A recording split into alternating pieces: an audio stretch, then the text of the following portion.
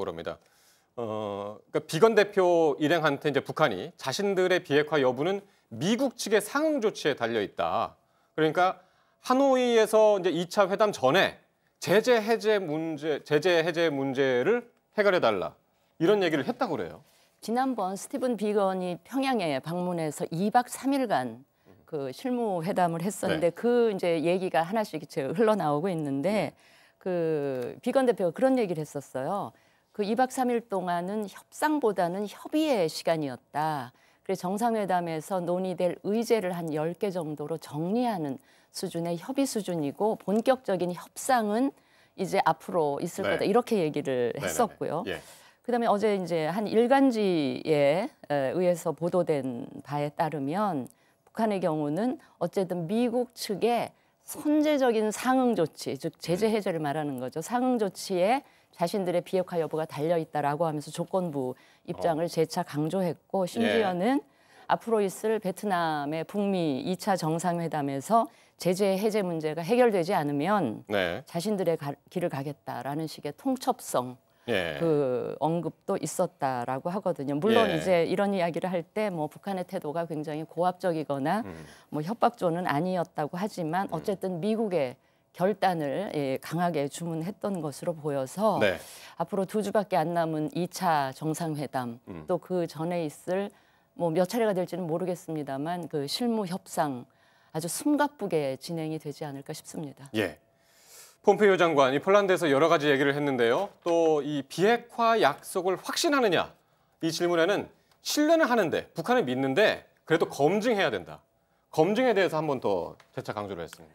그렇습니다. 이제 과거 소련하고 이제 군축 협상을 할 때도 로널드 레이건 그 대통령이 구호를 원래 사용했던 문구라고 해요. 신뢰하지만 검증하라 이런 말이. 이번에도 이제 폼페이오 미 국무장관이 저런 말을 한 것은 너희들하고 우리가 협상 가능한 것이고 얼마든지 해줄 수도 있지만 당신들이 먼저 뭔가를 하지 않으면 우리는 사실 움직이지 않겠다. 그리고 하는 말을 그대로 믿을 수는 없을 테니까 제대로 된 이행을 해라. 아마 이런 식으로 좀 압박하는 용어로 저 말을 사용하고 있는 게 아닌가 이런 생각이 들고요. 특히 이제 북한이란 말을 사용하지 않고 김 위원장이라는 말을 지금 그 나오는 것처럼 쓰고 있거든요. 그 얘기는 북한 전체 체제보다도 김 위원장이 어떤 식으로 생각하고 그 약속한 말을 지키려고 노력하느냐가 가장 중요하다. 이제 이런 식으로 좀 해석이 가능해서요.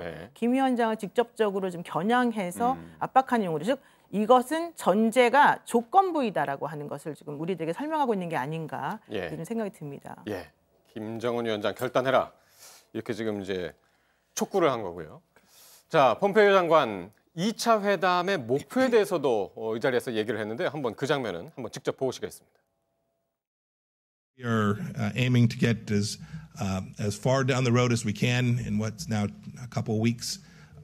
That's not just along the denuclearization pillar of what they agreed to in Singapore, what the two leaders agreed to in Singapore.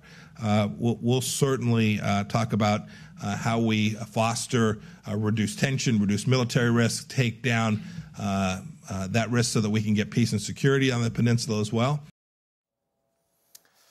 바로 이 발언은 이제 장관급 회의 이후에 이제 일문일답 과정에서 이제 나온 발언인데 싱가포르에서 있었던 그 1차 북미 정상회담보다 가능한 한 더 멀리 나가겠다.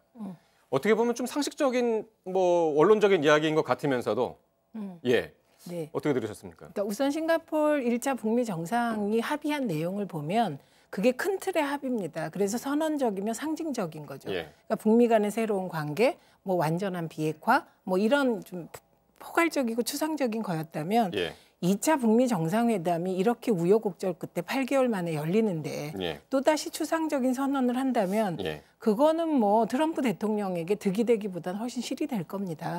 그렇기 때문에 좀 구체적이고 실질적인 무엇인가를 해나가겠다라는 얘기입니다. 그러니까 이제 비핵화에 대한 거 빼고 사실 비핵화가 궁극적인 목표잖아요. 완전한 비핵화. 근데 이 한반도의 긴장 완화, 평화 구축 이 문제에 대해서도 뭔가 새로운 안을 가지고 나아가겠다. 그래서 이제 그동안에는 평화협정 체결까지는 길이 머니까 종전선언이 주요 이슈였잖아요. 종전선언을 하냐 마냐. 근데 최근에는 불가침 선언 얘기도 나오고 그러니까 결국 지금 돌아보면 북한의 비핵화 과정이 살라미 전술에 의해서 시간 끈다고 비판을 했습니다만 네, 네, 네. 비핵화 과정이나 제재 완화의 과정이 둘 다 살라미 전술로 가고 있다. 예. 예, 이렇게 보이는 과정입니다. 그렇습니다. 그래서 평화 체제를 위해서 평화 종전 선언이다 뭐다를 하기 위한 협의체는 구성할 수 있지 않겠느냐. 예. 평화로 가는 협의체. 예. 뭐 그런 구체적인 방안들이 예. 정말 살람이 돼서 논의되고 있는 것 같습니다. 그렇습니다.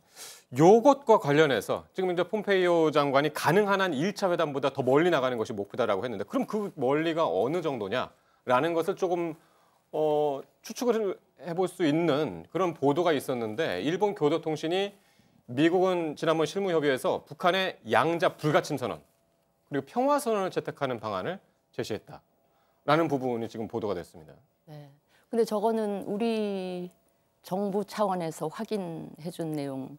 그러니까 네, 우리 아니죠. 정부 관계자를 뭐 인용하긴 미일 관계잖아요. 네, 예. 네. 우리 정부가 이제 확인해준 거는 아니고요, 아직까지는. 네, 아니기 때문에 저기 또 북한도 빠져 있고요. 그래서 그 말씀드리기는 이제 조심스럽긴 네. 한데 그 불가침 선언이 됐든 종전이 됐든 평화 선언이 됐든 어차피 이거는 굉장히 정치적인 거의 네. 이제 선언적인 의미가 있는 것이어서 예. 저게 다 된다 하더라도 여전히 중요한 거는 저런 선언과 반대급부로 우리가 비핵화 관련해서 얼마나 구체적인 거를 얻어낼 것이냐 하는 네. 게 핵심적인 주된 관심사가 되어야 할 것으로 봅니다. 예. 네.